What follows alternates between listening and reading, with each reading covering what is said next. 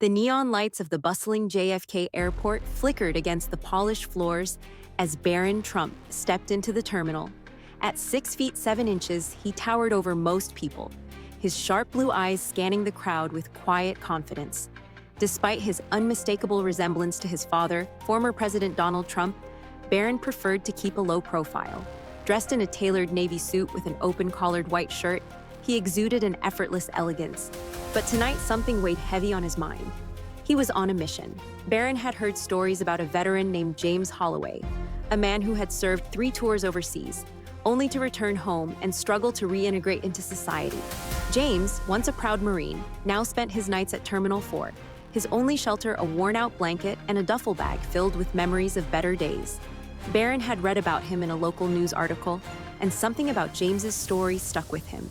Maybe it was because his grandfather, Fred Trump, had always spoken about honoring those who served.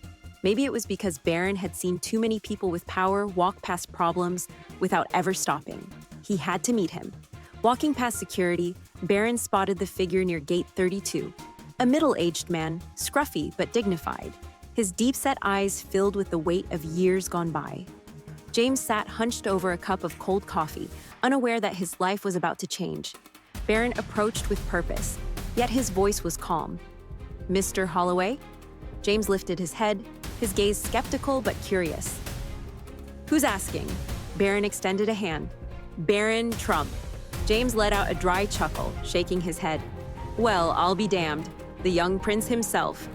Barron smiled faintly, unfazed. "I read your story. I wanted to talk." James studied him, searching for a reason to refuse. He had been let down too many times before.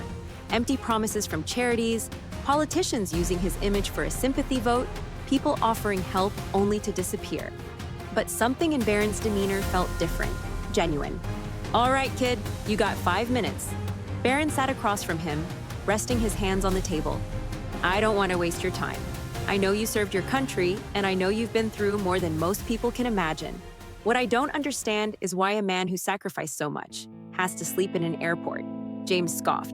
"That's the million-dollar question, isn't it? I came back, tried to get work, but the world moves on.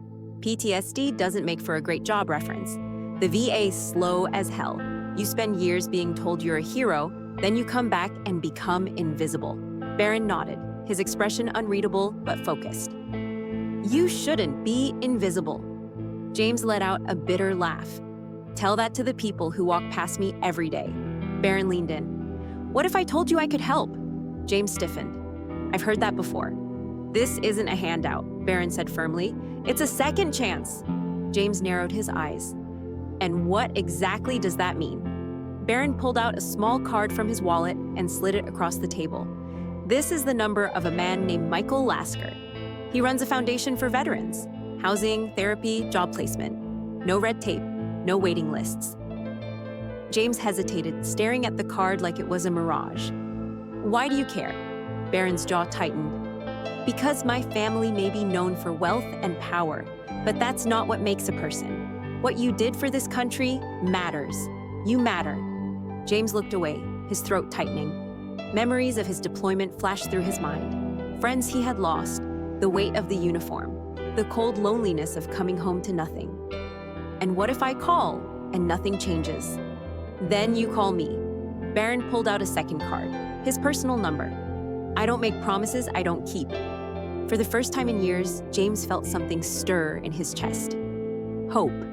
As Barron stood up, James clutched the card tightly. "Why tonight?" Barron smiled slightly. "Because no one should be forgotten." As Barron walked away, James watched him, still skeptical but willing to believe. Maybe, just maybe, this time would be different. A week later, James dialed the number. The voice on the other end answered immediately. "James Holloway, we've been expecting your call."